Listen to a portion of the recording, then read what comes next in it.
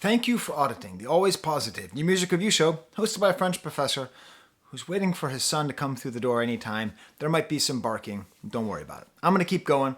I don't edit my videos. I just keep going. Speaking of keep going, Armani Caesar released The Liz 2 last week. There have been a lot of new albums to review. And I really want to talk about this. I reviewed The Liz 1 before. I really enjoyed it. I think she is a great rapper, a great presence. But I want to talk a little bit about the paradoxes of Armani Caesar, and the paradoxes of being a father who believes in sharing good art with his children. So I listen to gangster rap, underground rap, heavy metal, death metal, all that stuff with my kids. I don't care.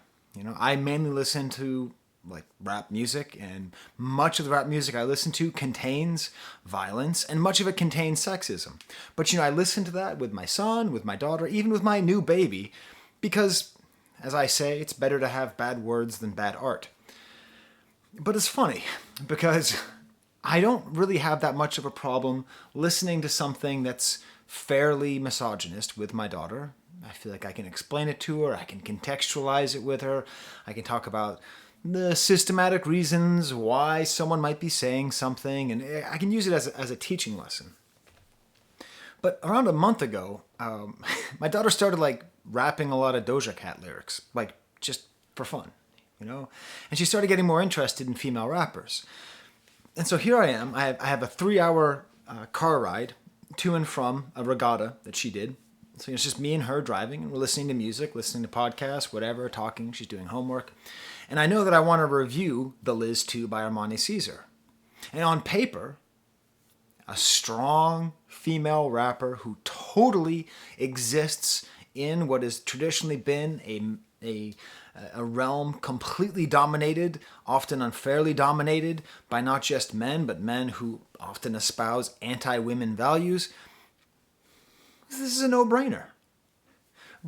But I was sort of I don't know. I listened to a couple songs, and there's a lot of songs that are very sexual and very much about the power of her genitalia.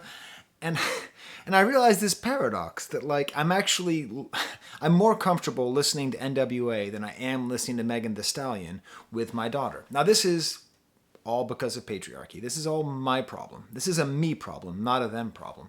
But I want to talk about this problem because it's interesting. The fact that women are taking control of their own sexuality, that they are marketing the sexuality and becoming the subjects of their own sexuality is huge, is important. I tell my kids all the time that WAP, W-A-P, is a great and important song, and one of the most important songs of this decade. I don't listen to it with them, but I still say that. I truly believe that that's important. So then what kind of happens to me is that I realize that it's one thing to sort of listen to someone reinforcing something patriarchal and bad if that's a man. But if it's a woman who's saying that her genitalia is so great that the man will give her money, right? That's a theme. I guess I get afraid that my daughter would internalize those beliefs. Now this is totally stupid on my part. I should just say, hey, these beliefs are not useful. They're based in patriarchy, and you never need to use your body to get money. You can just use your brains to get money and use your body however you wish. That's the American dream. That's the benefit that men have had for the last several thousand civilization. So, I did end up listening to this album with her. We both enjoyed it. Fortunately, it's not really all about that. The one thing that I did is that I made sure that I told my daughter about a video by T Noir, who is a YouTuber that she already likes, who has a video called May the Best P-Word Win.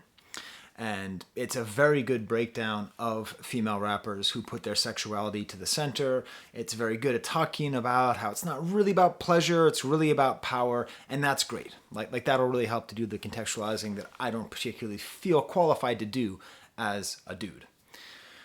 But anyways, upon listening to this album, it's not really about that.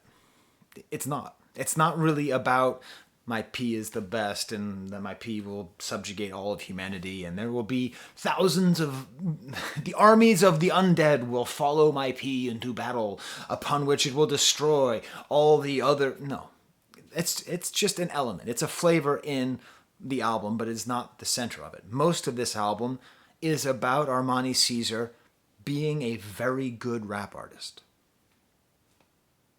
Which means this is an album much like most rap albums. The main theme, even more than the importance of accruing money, the main theme I would say that is at the center of most rap albums is I am a good rapper.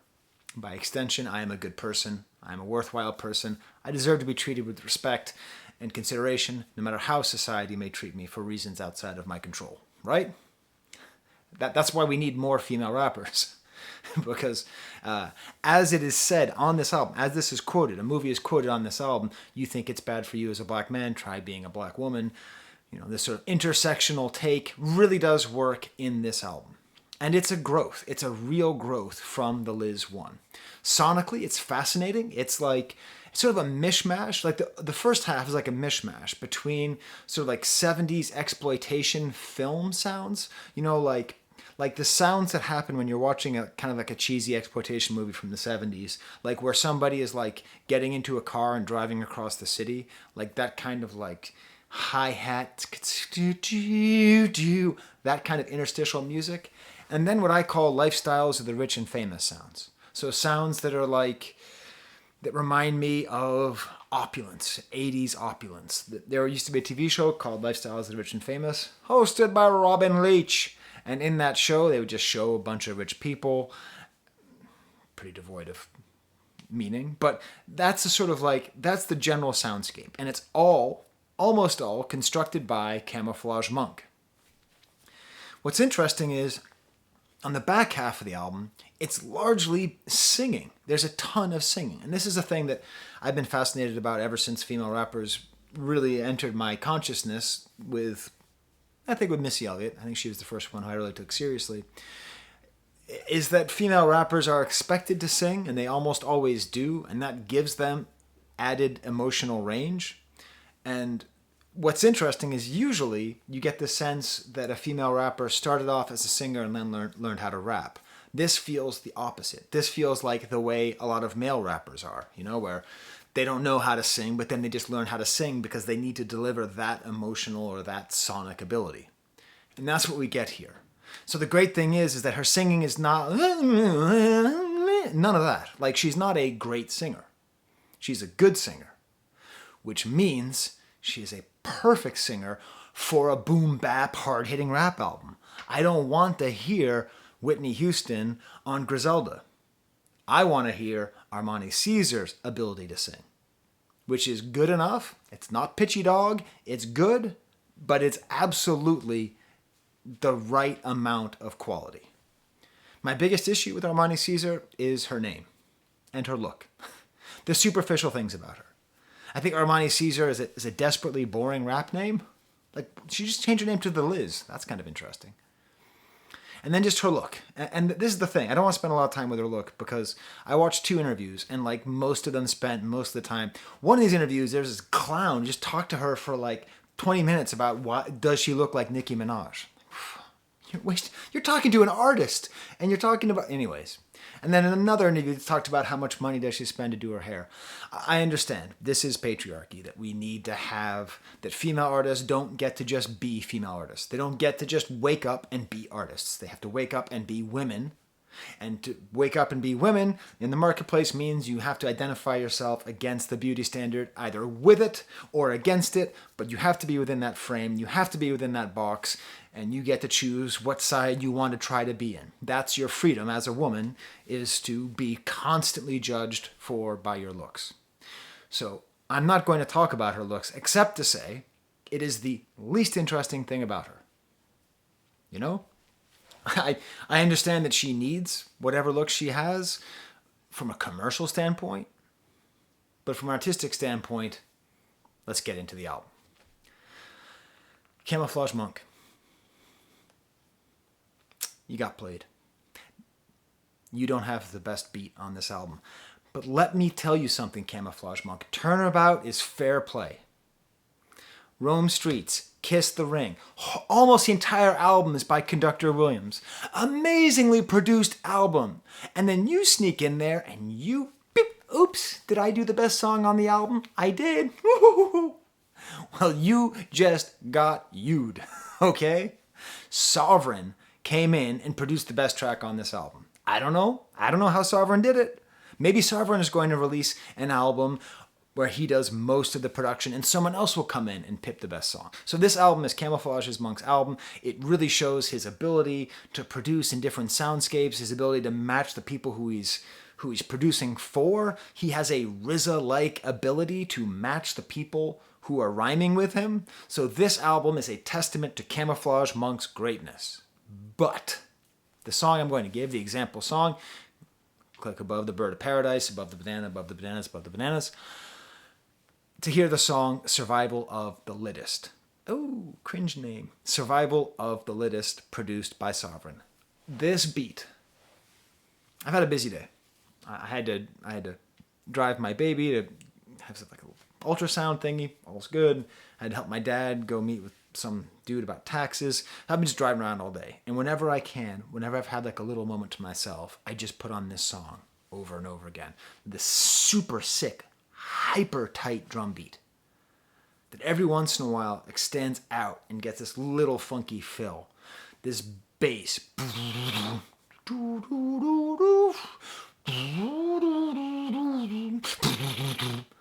This ridiculously high-pitched, makes your dogs go crazy going all the way through. And this is the perfect bed, the perfect sound bed for Armani Caesar's approach.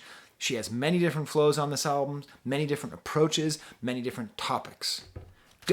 I don't catch feelings, I catch flights. Great. Already a great line.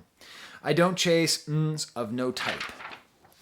You the hoe type, I'm the dough type. Murder scene with C's, killing all the ish, y'all ghost right. Chain where the titties be. Bag where the blicky be. On some chill ish, the smack on the killing spree. I ain't the hottest out, is you kidding me? Really great flow. All these different lines. Moving, like this whole verse. Like just listen to this verse, listen to the way it sounds, how tight the beat is, and then just how crisp her rhymes are. Come cold like I walk around with low iron. P grip D like snow tires. If you're going to reference your genitalia, at least be that creative. Complex's best verse, ain't used no writer. I put the heater to your ear like a blow dryer. Now, women are expected by society to spend a lot more time on their physical appearance than men are. Women traditionally have to spend a lot of time with a blow dryer at their ear. This is not a rhyme that a man would have thought of, but it's great. Put the heater, or another word for gun, to your ear like a blow dryer. Just an awesome, awesome beat. Awesome, awesome rapping. This is what hip hop, this is what rap music can be. And then at the end, we get Westside Gunn, who executive produced this whole thing, who's on an amazing streak right now between that Rome Streets album, this, and then his own album, which I should get to in the next couple weeks. He is really on a streak, and he's basically singing Foxy Brown's line from Reasonable Doubt when she was with Jay-Z. So it's a great gender inversion. So Ain't No Draco Like the One I Got is replacing Ain't No Like the One I Got. And it's like this great male-female mixture while also sort of placing and really making it clear that the Griselda crew is the new Jay-Z, is the new Rockefeller, is the new Bad Boy, is the new Wu-Tang. Like, they is the new a lot of things. So that's my stamp of the album. I'm going to go through the rest rather quickly. Not super quickly, because there's so many great lines on this album to cover. The intros with Barbara Walters interviewing Liz Taylor. And I didn't have to look that up. I just know those voices so well. And it's great, like someone buying jewelry for themselves. Well, there's nobody else around. Very funny because Liz Taylor got married like 20 times. Making Liz Taylor a hero is fascinating because in a way she is. She was an entrepreneur, she was an actress, she had a lot of agency over her own beauty and her own sexuality, and she was very rich and very powerful. I wouldn't think to make her a hero, but that's part of the beauty of this whole project. The beautiful painted cover with the three-eyed Liz. The fact that Westside Gunn managed to make a picture of Elizabeth Taylor into highly desired street gear is all you need to know, okay? I get it. I get it. Ye did something whatever with putting White Lives Matter at Paris Fashion Week. I'm not going to talk about that. Watch my video about why I'm not going to talk about that. But I think it's even more impressive getting a bunch of people like fighting tooth and nail to get a sweatshirt with a picture of Liz Taylor on it. Like, you can't even imagine how sort of like old and crusty and just nobody cares about Liz Taylor. Liz Taylor was when she was alive. But here, Armani Caesar and West Side Gun are making her into this great figure. It's awesome. Speaking of unlikely figures in rap songs, Paula Deen is the next song. Super hard drum beat. Very kind of harpsichordy. Again, it reminds me a lot of Rizzo's production. Like this great twirling sound in the back. The opening lyrics from her, all up on my clit, just kiss it. Great. Just great. You know, again, this isn't saying like I got the super P and my P is currently winning the space race against Bezos and it just went across the ocean and I flew my P into Jupiter. None of that stuff, right? I probably should write my jokes out. The improvising is not working today. But, you know, just sort of more like the way that a man would talk about his penis, she's talking about her clitoris. Great. I don't know if I like it when she talks about selling crack, like saying that she's in the kitchen like Paula Deen. You know, Paula Deen is the now disgraced TV chef who is known for being a violent racist, who throws the N-word around more than this album. But I don't know. It's okay, I guess. But like, I don't need her to sell drugs to be tough, but whatever. At one point she makes reference to, I have a little got money gut, which I like the idea of her letting herself go because she has some money. I really like the sort of the flow and the stance in the second half. My ish supreme, all queen, I'm about cheese, I cop V's with no keys, ho please. I think there's this thing where, you know, Lil' Kim is so important to the history of rap. And I think Notorious B.I.G.'s tutelage of Lil' Kim is so important. Because in a way, the rappers who sound the most like Notorious B.I.G. are rappers like Armani Caesar, who is building off of a lot of what Lil' Kim did. So I think, and this might piss some people off, and feel free to tell me if I'm wrong, okay? I am a professor of French, okay? So I might be missing things here. I don't think I'm some great expert on rap music, okay? But I think there's a pretty good case to be made that the best people in the lane of Notorious B.I.G. are actually female rappers who are continuing on the legacy of Lil' Kim. I mean, just all these interior rhymes. Couldn't you imagine Notorious B.I.G., you know, saying, my supreme, all queen, bow cheese, a cop V's with no keys, ho, please, you know? Like that kind of like rapid fire, but cool. That's the thing, right? I mean, that's the thing Biggie could do. Rapid fire, but cool. And I love Tupac, but there's nothing cool about Tupac. And he's rapid fire too, but he's all about his enemies, you know? Okay. And West Side Gun is quite good on here as well. The X after the G before the F, get your letters straight. I guess he's talking about the Griselda logo, but I think it's quite funny. And no chorus. There is a chorus on the next song, Diana, featuring Kodak Black. You might think it's about Princess Diana because she was a big figure in the 80s, but you're wrong. I'll get to it for a second. This is that Lifestyles of the Rich and Famous style beat. I feel like, you know, it's just sort of luxurious and warm strings. And then she has a good verse and then this chorus. You know, this is the chorus that made me almost not listen to this album with my daughter because I thought it was all this. P smells good, but I F him like a stank. H-O. She swears a lot. Not as much as Taylor Swift on the last album, but she swears a lot. But I mean, I like this line. I think it's a good line. It's a catchy, funny line. And then Kodak Black is on here. And I love Kodak Black's voice. I do. I think he's got one of the most distinct voices and flows in rap music. I understand that people don't like him for reasons which are understandable. Maybe Kodak Black don't have lyrics saying, I don't hit women, but... Just, if I were your A&R, I would say, Kodak, baby, you got to stop talking about reasons why you would hit women. And then we have this hook on the outro, which is an interpretation of Diana Ross's Love Hangover. If there's a cure for this, I don't want it. I don't want it. Great song. Oh, look up the disco version from like 76. It's great. And this is cool because going back to my sort of Lil' Kim thing, this is very much a Bad Boy style interpretation of a sample. This is basically a Bad Boy song. This isn't a Jay-Z song. This isn't a Wu-Tang song. This is very much in that kind of opulence, and then a sort of gratuitous sample, like sort of unnecessary to tag this on at the end, but it totally makes the song, and it shows something, which is she is growing as an artist. She's using her voice differently and in better ways. Then we get to Mel Gibson, produced by Derringer. Very tight drum beat. Oh my God. This is such a great beat too. Because there's this like, it's basically just 4 piano notes, but the low note, like, I don't think it's even in a scale. It's ridiculously low. It's just this, you can barely even hear it. There's a quote from the movie Players Club, the first movie directed by Ice Cube, back when Ice Cube wasn't secretly like the biggest sellout in rap history. Is he the worst? I don't know. I'm sorry, I'm mad at Ice Cube. I grew up with Ice Cube thinking he was like the coolest guy in the world. Like both for the streets and then also conscious. And now he's doing Coors commercials? Anyways, feel free to talk to me in the comments about that if you want.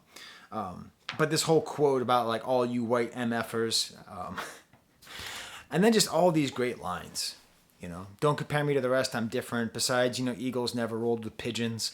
Hit the scene, clean them out, I'm on a mission. All I hear is a bunch of dams. Oh no, she didn't.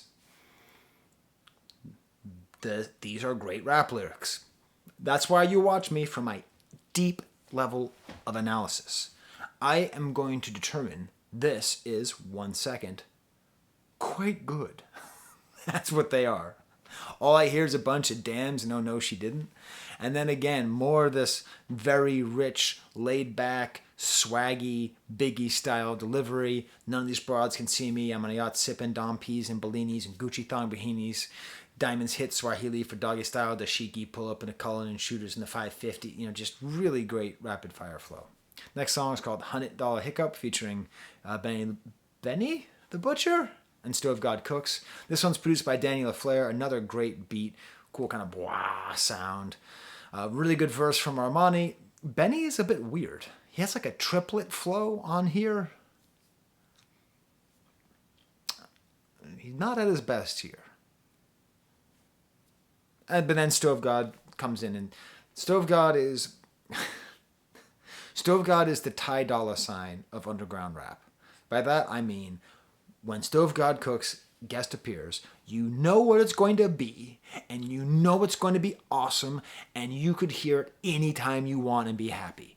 Stove God Cooks is the Ty Dolla $ign of underground rap. Changed my mind.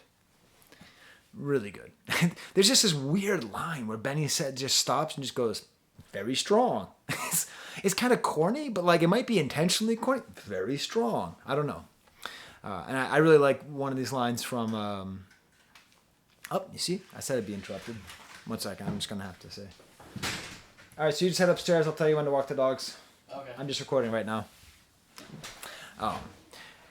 This line where she says, you know, I keep my foot on necks.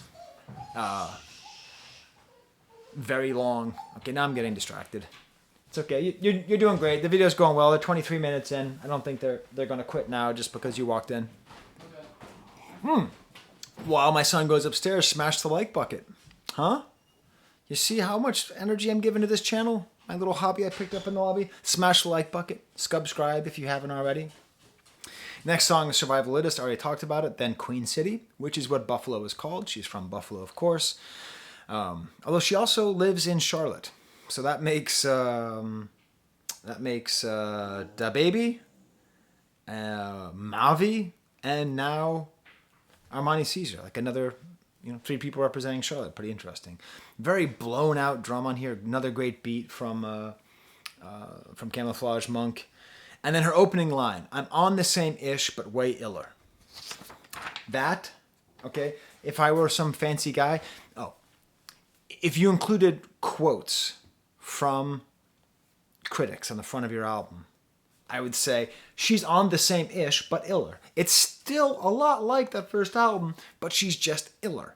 Her raps are better, the singing is interesting, the thematics are better, the beats are better, the way the beats and the rhymes match together is just better. And also, she's kind of funny. Like this verse, she just goes funny. Had to shake loose. I was tripping, bank account got the millies in it. Now it's don't stop. Money, get it, effing. I'm my own shooter. Pick a big truck. I'm my own Uber. They slept on me. I'm Manny Kruger with the big Ruger. Pussy super duper. I had to say the word there. Just because, like, she's playing around with it. She's having fun. And then there's this sung chorus. Again, she's always talking about stepping on people's necks. And then the beat slows down. We then get to Liz Claiborne, part 1 and 2. Another important Liz, sort of fashion icon. Super boom bap drum, nice kind of guitar sample loop here. We have Diane Sawyer in the middle talking about Liz Claiborne. Very underwater bass line, haunting voice in the back. My only beef for this whole album is the line, I sell ice to Eskimos. How many people have said that? It doesn't... I don't know. But still, the rest of both beats are good, both sides of it are good, and she's kind of showing off. And then we have an intentional change with the next song, Meth and Mary. I presume a reference to Mary J. Blige and Method Man, who collaborated together, and it's another kind of Lifestyles of the Rich and Famous beat, whimsical, transporting beat. But I now get it. Because when Mary J. Blige and Method Man collaborated, it was a really important moment. Because here's this like figure of this gritty, grimy gangster rap working with this luminary of R&B. So it hardened her and softened him. But who is Meth and Mary in this case? I know what you're thinking. You're thinking Armani Caesar is Mary and West Side Gun is Meth. No. Armani Caesar is Meth and Mary. That's what this album is. She's going for it. She is trying to be both at the same time. And I don't think a man could be both at the same time. Because I think she has shown that she is tough enough and her rhymes are good enough and she has enough charisma. I mean, she doesn't have Method Man charisma, but who in the world has Method Man charisma?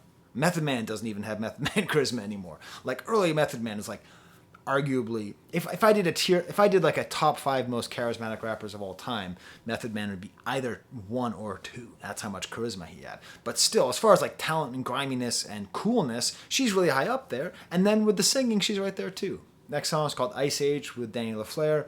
More kind of like that 70s exploitation feel, slight tension in the beat, which I like. These kind of bells, lots of echoes. It's not at all about the movie where Ray Romano plays a saber-toothed tiger.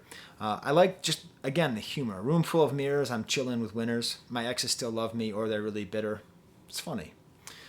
Then we get to the song First Wives Club. And this is a song that the first time I listened to it, I didn't like it. You don't know me, N-word, I'm not your B-word. Just sung over and over again. I didn't like it. And then I realized I was wrong. Because this album is a step up. It's the same-ish, just way iller. It's my locking. My same-ish, just way iller. Like, that's the thing. Like, this is the change. That she has this song that breathes with singing and these words over and over again. And it's really refocusing you and reminding you this back half of the album is about her singing, not about her rapping. And it's this statement of self-power, right? You don't own me, I'm not your B-word. So it's actually like the album without this is not the Liz 2. It's just the Liz 1, 2. This is the Liz 2. This is the Liz Claiborne. I don't know. Then we get to Big Mood, another like 1-minute song. Starts off with another quote from a giant figure in African-American music, Eartha Kitt, saying, "A man comes into my life and I have to compromise." And then she laughs. One of the best beats on here. Very catchy, just saying over and over again. This guitar with a flanger and a hi-hat. She's on a big mood. One of my favorite lines, I'm either stepping on necks or my feet are in the sand. That's great. Next song is definitely the low point on the album. El Puro featuring Conway. It's the least interesting beat, these strings, and she's singing a lot. I don't know. I think I hear some auto-tune on here. And the thing is, like, Conway's my favorite rapper in Griselda, in the actual group. But I'm starting to wonder, because I feel like he's been mailing it in on some of these guest appearances. I mean, you're supposed to be my Denise Huxtable. It's okay, but like, I love Conway's flow and his creativeness and the way that he rhymes. And on this, I'm just sort of like, it's okay. But like, you're getting out-rapped by everyone else on the album, and Conway is one of my favorite rappers alive. So, what's happening there? That Money Maker, cool kind of guitar and low synth bass, kind of haunting sounds. I like her rapid flow with lots of sibilants. Again, like, she really has a different flow on many of these different songs. Like some triplets and fast stuff. I put money first, I get the dig later, stacks by the bundle that got a buckle, like bucka-da-da, bucka-da-da, bucka-da-da, as opposed to the other, more laid back flow. The song Snowfall is more singing, a little more auto-tune, a little bit gentler, really about not killing a vibe, and that's what this whole song is about. It's about vibe. She's just singing. And then we get to the song Psych, produced by Queendom Come, featuring Queendom Come and Beat King. And this is awesome. This is a total left turn. Who gonna pop it? Who's gonna stroke my booty? Some kind of booty song. It's a stripper song. Reminds me of an embarrassing story about myself, where a long time ago, I was dating somebody, and they wanted to go to a strip club. Don't know. I'm not into strip clubs. They wanted to go. What the hell? So she's like, let's get some music that's good for strip clubs. So I put on Skin Tight by the Ohio Players, which is a good song.